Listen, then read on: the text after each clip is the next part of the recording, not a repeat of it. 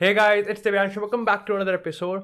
और आज के एपिसोड में ना हम लोग प्रीव्यू करने वाले हैं रियल मैड्रिड वर्सेस चेल्सी के बीच जो सेकंड लेग होगा चैंपियंस लीग क्वार्टर फाइनल का। और देखकर मैं तुम्हें सही सही बात बताऊं, इरेस्पेक्टिव ऑफ द फैक्ट कि आपकी टीम लीड पे हो, आपकी टीम ड्रॉ में चल रही हो या फिर आपकी टीम इस समय ट्रेल कर रही हो, जब इस तरीके का एक सुपर पावर मैच होता है ना और इतने बड़े स्टेज पे, तो देखो फटना लाजमी होता है। और आज के मैच में देखो सिंपल सी बात है, as a Real Madrid fan अगर हम बात कर रहे हैं या फिर आप अगर एज अ चेल्सी फैन हो, तो फट इस समय दोनों साइड रही है। You can not just ignore the fact कि जो प्रेशर है वो कहीं ना कहीं एक तरफ ज़्यादा है और एक तरफ हम डेफिनेटली, मतलब देखो प्रेशर की हम बात करें ना तो प्रेशर है ज़्यादा चेल्सी पे, लेकिन उस चीज़ को कहीं ना कहीं हमको वो जो चीज़ है ना उसको फॉर ग्रांटेड नहीं लेना चाहिए।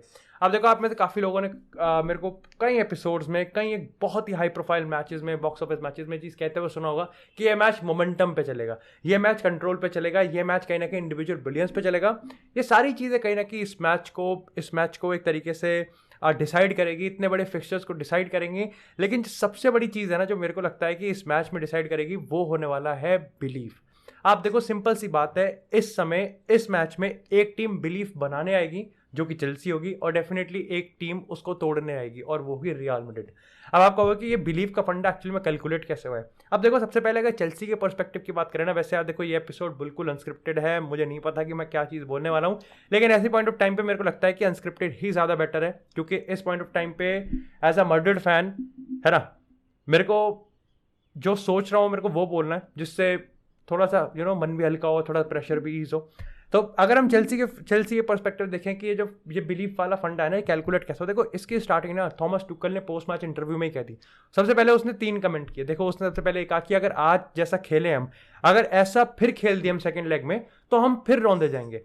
पहला पहला प्रेशर पॉइंट। दूसरी चीज उसने ये चीज कहा कि जो एस्पिलिक्वेटा और रीस जेम्स के बीच में, सॉरी क्रिस्टेंसन और जो रीस जेम्स के बीच में गैप था ना, जिसको विनीसियस ने पूरी तरीके से एक्सप्लॉइट करा है और बेंजीमा ने एक्सप्लॉइट करा है, ये भी मेरी गलती है, तो मैं इसकी रिस्पॉन्सिबिलिटी दूँ। और तीसरी चीज, जब उससे पूछा था क्या ये टाई ओवर हो चुका है, तो उसने कहा कि हाँ ये टाई ओवर हो चुका है। अब यहाँ पर उसने सच नहीं बोला, बल्कि यहाँ पर उसने खेला है, यहाँ पर उसने एक तरीके से एक फाइनल बॉल यहाँ पर चेल्सी के खोपड़ी में मार के दिया कि सालो अब तो जग जाओ, because this is the time. क्योंकि आप खुद सोचो, आप इस समय यूरोपियन टाइटल डिफेंडर हो, कहना कि आप इस समय थॉमस टुकल ने अमिट्स एवरी सिंगल थिंग जो कि ओनर के रिगार्डिंग चल रही है, जो भी चेल्सी के रिगार्डिंग ये जो ऑफ द फील्ड जो बकचोदी चल रही है ना, देखो यार ये मेंटालिटी तोड़ता है, लेकिन थॉमस टुकल ने उसको बनाने के लिए हर एक चीज़ की है। और आप ये भी मान सकते हो कि ये भी एक तरीके से बॉल ही डाली है। अब इस पे चेल्सी के प्लेयर्स कितना रिएक्ट करेंगे, ये कहीं ना कहीं देखने वाली बात है। लेकिन आई थिंक मेरे को लगता है कि टुकल ने ये एक वार्निंग दी है, सिमियोनी स्टाइल कह सकते हो, कि यहाँ पर थॉमस टुकल ने एक तरीके से हार्ड बॉल खेली है चेल्सी के प्लेयर्स को, उनको ये बताया है कि इतने बड़े प्लेटफॉर्म पे इवन दो आप 3-1 से हार रहे हो, लेकिन आप स्विच ऑफ नहीं हो सकते। You just have to show कि आप पिछले साल चैंपियंस लीग जीते थे, वो मेंटालिटी कहीं ना कहीं आपको सैंटियागो बर्नाब्यू लेके आनी है। यहाँ पर मैं एक इंटरेस्टिंग फैक्ट बता दूं कि एक्चुअली में सारी टॉप बड़ी यूरोपियन टीम्स में से चेल्सी एक ऐसी टीम है जो कि अभी तक सैंटियागो बर्नाब्यू पे नहीं खेली है, तो वो भी एक बड़ा फैक्टर होगा। वैसे इसके रिगार्डिंग अगर मैड्रिड का बताऊं तो वो ना एक टीफो बना रहे हैं, जो एक बड़ा सा पोस्टर होता है, वो एक बड़ा सा पोस्टर बना रहे हैं चेल्सी फैंस के लिए या चेल्सी के लिए कि don't mess with the European king. So definitely आप कह सकते हो कि ये मैच एक बहुत बड़ा बॉक्स ऑफिस मैच है, जहाँ पर एक यूरोपियन टाइटल डिफेंडर अपनी टाइटल को डिफेंड करने आ रहा है, एक तरीके से अपनी लेगेसी को, एक अपने एटीट्यूड को वापस से रीइग्नाइट करने आ रहा है। और दूसरी तरफ इट्स रियल मैड्रिड, जिसके लिए चैंपियंस लीग एक अलग तरीके से मायने रखता है। लेकिन इसी के साथ अगर बात करें कि क्यों रियल मैड्रिड इस बिलीव को तोड़ेगी, क्योंकि देखो यार, कल के पॉडकास्ट में मैंने एक चीज़ कहा था और आज मैं इस चीज़ को फिर कह रहा हूँ कि अगर चेल्सी ने बिलीव के चक्कर में अगर पहला गोल सूद दिया ना, तो रियल मैड्रिड ऊपर से नीचे तक बिल्कुल हिल जाएगी। मतलब उनके ना पल्ले नहीं पड़ेगा कि अब क्या करना है। ठीक है, आप मतलब देखो यार, इट इज़ नॉर्मल। अगर रियल मैड्रिड में मेरे को पता है कि इलीट मेंटालिटी के प्लेयर्स भरे पड़े हैं, चाहे बेंजीमा की बात करें, कासी की बात करें, क्रूज, मॉड्रिच, डेविड अलाबा की बात करें, लेकिन स्टिल हमको ये मानना पड़ेगा कि ऐसे पॉइंट ऑफ टाइम पे इतने बड़े मैचेस में कहीं ना कहीं आप हिल जाते हो। और कार्लो एंसेलोटी, मैंने पता है कार्लो एंसेलोटी कितनी तारीफ कर लो, लेकिन एंसेलोटी एक ऐसा मैनेजर नहीं है जो कि बहुत ज़्यादा एनिमेटेड हो। मतलब आप पेप को देखा है, क्लॉप को देखा है, टुकल, ये सारे इतने ज़्यादा एनिमेटेड मैनेजर्स होते हैं कि इनकी बॉडी लैंग्वेज ना कहीं जोश भी डाल देती है और कहीं ना कहीं एक्चुअली में प्लेयर्स को जगह भी देती है। एंसेलोटी, होले गुनर सोल्शायर, ये सारे मैनेजर्स मेरे को लगता है कि थोड़े से कम एनिमेटेड है। अब इससे मतलब ये हम किसी भी मैनेजर की पेडिग्री को काउंट नहीं कर सकते, but still I think in game substitution में, इन गेम टैक्टिक्स मैनेजमेंट में आई थिंक मैं एंसेलोटी को थोड़ा सा कम यहाँ पर वैल्यूएबल एसेट मानता हूँ in comparison to Thomas Tuchel. यहाँ पर मैड्रिड को फ्रॉम द स्टार्टिंग ये चीज करना है कि उनको, मतलब जरूरी नहीं है कि आप चेल्सी को पेल दो, चेल्सी को रौन दो। यहाँ पर आज ना एग्रेसिव होने की जरूरत नहीं, यहाँ पर आज सिर्फ और सिर्फ होश में खेलने की जरूरत है। You just have to frustrate Chelsea. आप जितना ज्यादा चेल्सी को फ्रस्ट्रेट करोगे ना, चेल्सी उतना ज्यादा डेस्परेट होगी। And of course every desperate team makes an error now और देन। और आप मान के चलो कि यार फर्स्ट हाफ या सेकेंड हाफ में एक वो मोमेंट आएगा।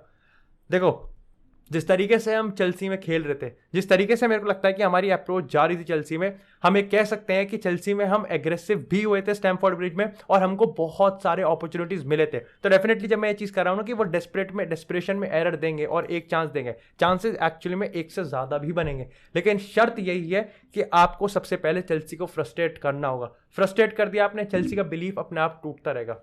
लेकिन इसी के साथ बात करते हैं थोड़ी सी यहाँ पर स्ट्रैटेजी की और लाइनअप की। अब देखो चेल्सी के पर्सपेक्टिव से बात करें ना, तो यहाँ पर बहुत सारी चीजें हैं जो कि चेल्सी सीख सकता है। चाहे हम फर्स्ट लेग की बात करें, चाहे हम साउथहैम्पटन वाले मैच की बात करें, और चाहे हम एक तरीके से फोरकास्ट करने की कोशिश करेंगे टूकल किस चीज को सुधारेगा यहाँ पर। लेकिन उस पॉइंट ऑफ टाइम पे आपको ये भी समझना पड़ेगा कि चेल्सी को, आप देखो हम जब ये कहते हैं ना कि यार चेल्सी पे खोने को कुछ नहीं और चेल्सी बिल्कुल ऑल आउट अटैक जाएगी, नो डाउट कि चेल्सी पूरा ऑल आउट अटैक जाएगी, लेकिन वो भी एक कैलकुलेटेड मूव होना चाहिए। टुकल के पास उसका एक परफेक्ट प्रूफ प्लान होना चाहिए, क्योंकि उसको पता है कि अगर आप फुल ऑन अटैक जाओगे, real Madrid has plenty of players जो कि उस चीज को अपने फायदे के लिए उठा सकते हैं। और यहां पर वही चीज तो करी है। वही आपने देखो कि एक पॉइंट ऑफ टाइम पे हमने कभी, मेरे को लगता है कि हमने एक भी ऐसा गोल नहीं मारा जब कहीं ना कहीं शायद से रियल मैड्रिड आराम से 4-5 मिनट पोजीशन रख रही थी, आराम से चेल्सी को उनके हाफ में पिन बैक करा था। हमने बस एक तरीके से मतलब मुक्का हर दिया, मतलब बिल्कुल ही एक सकर पंच की तरह हमने गोल मारा। चाहे हम बेंजेमा के पहले 2 गोल की बात करें, आउट ऑफ नोवेयर वो आरके और रैंडी ऑर्टन वाली मार थी। उसके बाद अगर हम तीसरे गोल की बात करें तो अगेन वो तो आई थिंक इट वॉज सोने पे सुहागा। इट लाइक बेंजेमा का एक ना एक गेम तो ऐसा जाएगा ही जाएगा जहां पर वो गोलकीपर की ले लेगा। चाहे हम डोनारुमा की बात करें, चाहे हम लोरियस कैरियस की बात करें, चाहे हम एडवर्ड मेंडी की बात करें। वैसे लोरियस कैरियस को हटा दे तो बाकी 2 goalkeepers one of the best goalkeepers की लिस्ट में कहीं ना कहीं टॉप 5 में तो आते ही होंगे डेफिनेटली। लेकिन एक चीज हमको माननी पड़ेगी यहाँ पर, अगर देखो सबसे पहली चीज जो कि हमारे दिमाग में आएगी वो ये होगा कि देखो एस्पिलिक्वेटा को जो उसने राइट विंग बैक से हटाया ना, वो यहाँ पर लेफ्ट विंग बैक पे बिठाया था, उसको वहां से उठा और भाई राइट विंग बैक पे खिला जहां पर उसकी प्रेफर्ड पोजीशन है, या फिर कहीं ना कहीं उसको राइट सेंटर बैक खिला। This is going to be something जो कि मेरे को लगता है कि टुकल सबसे पहले करेगा। लेकिन आपको ये चीज समझनी पड़ेगी कि जस्ट बिकॉज कि एस्पिलिक्वेटा यहाँ पर लेफ्ट विंग बैक पे खेल रहा था, वो इसका पूरा सोलरली कॉज नहीं था कि यहाँ पर क्यों बकचोदी हो रही थी। एक्चुअली में बकचोदी इस चीज के लिए हो रही थी, और जो कि आप इसमें समझ सकते हो कि एंसेलोटी के, देखो यहीं पर ही इसी पॉइंट से आप ये भी फोरकास्ट कर सकते हो कि एंसेलोटी किस स्ट्रैटेजी से जाने वाला है। और वो है कि देखो एंसेलोटी ने यहाँ पर वेलवर्डे को एक हाइब्रिड विंगर की तरह खिलाया था, और सबको पता है कि वेलवर्डे का काम विंगर नहीं है। वेलवर्डे कोई हमारे लिए अटैकिंग थ्रेट है, लेकिन वो सेकेंडरी है। प्राइमरी ऑप्शन, प्राइमरी प्रायोरिटी क्या है कि वो यहाँ पर मिडफील्ड में आउट नंबर करने की कोशिश करेगा। मैड्रिड के नंबर ज्यादा होने चाहिए। वो यहाँ पर एक तरीके से जब चेल्सी ज्यादा नंबर्स कमिट करेगी तो वो एक मेकशिफ्ट राइट विंग बैक में आएगा, जिससे रियल मैड्रिड एक 5-4-1 या फिर एक 5-3-2 के फॉर्मेशन में आ जाए।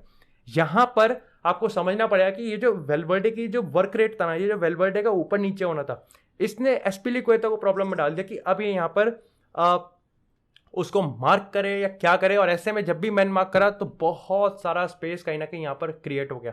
अब इस स्पेस को भरने के लिए ना चेल्सी का डिफेंस थोड़ा थोड़ा लेफ्ट में शिफ्ट हो गया, विच अल्टीमेटली मेक्स की रीस जेम्स आगे है, एस्पिलिक्वेटा वेलवर्डे को मार्क कर रहा है, यहाँ पर रूडिगर बैठा है, क्रिस्टेंसन बैठा है, ये थोड़ा थोड़ा लेफ्ट में शिफ्ट हो गए। इसका हुआ क्या कि यहाँ पर जो टुकल खुद बात कर रहा था ना कि क्रिस्टेंसन और रीस जेम्स के बीच में वो जो गैप बन गया, उसका फायदा यहाँ पर विनीसियस जूनियर को मिल गया। तो इस चीज को प्रॉब्लम क्या यहाँ पर सिंपली मार्को अलोंसो को वहां पर बिठा के सॉल्व किया जा सकता है, इट्स अ बिग क्वेश्चन। और आई थिंक इसी से हमको ये स्ट्रैटेजी मिल गई कि शायद से कार्लो एंसेलोटी ना इसी फॉर्मेशन के साथ जरूर जाएगा। और उसके पीछे सबसे बड़ा रीजन है कि यहाँ पर हम, मेरे को लगता है कि हम एक मिड ब्लॉक, लो ब्लॉक भी 5-4-1 की फॉर्मेशन में जाएंगे, ऑल बिकॉज कि हमको यहाँ पर चेल्सी को फ्रस्ट्रेट करना है।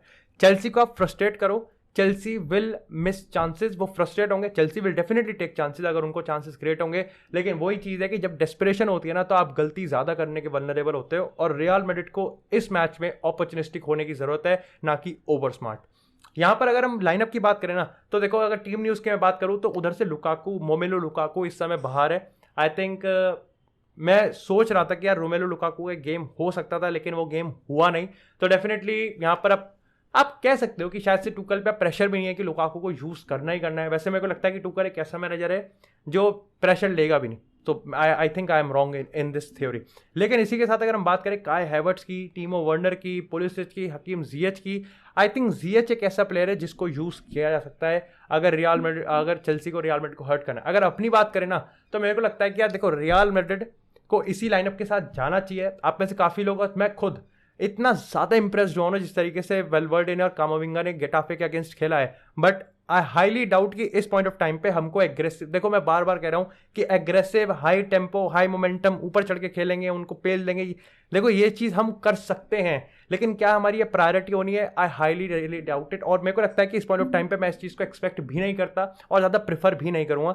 हमारा काम सिर्फ और सिर्फ टेक्निकलिटीज पे होना चाहिए कि क्रूस और Modric, they have the technicality, they have that speciality कि वो यहां पर कहीं ना कहीं बेंजेमा और विनीसियस के कॉम्बिनेशन को काम करवाए।